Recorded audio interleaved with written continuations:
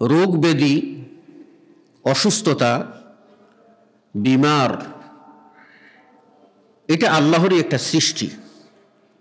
কিন্তু আদব হলো, আল্লাহর সাথে শিষ্টাচার হলো এই নেগেটিভ দিকগুলি আল্লাহর দিকে সম্বন্ধ না করা,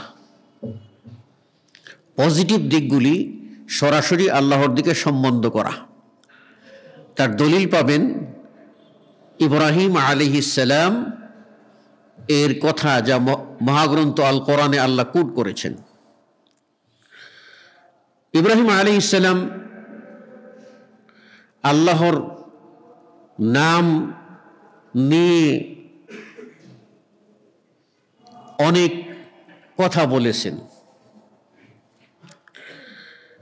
আবার যখন অসুস্থতার প্রসঙ্গে আসছেন, তখন কিন্তু তিনি এটা বলেননি যে হে আল্লাহ, আমি যখন ক্ষুধার্ত হই তুমি আমাকে খাবার দাও,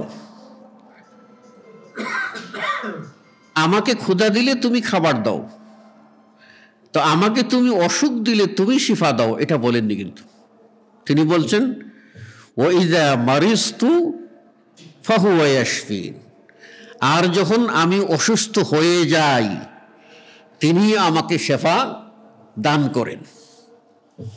এটা বলেননি যে আল্লাহ তুমি আমাকে অসুখ দাও, তুমি আমাকে শেফা দাও, বরং বলছেন আমি যখন অসুস্থ হয়ে পড়ি আল্লাহ আমাকে শেফা দেন।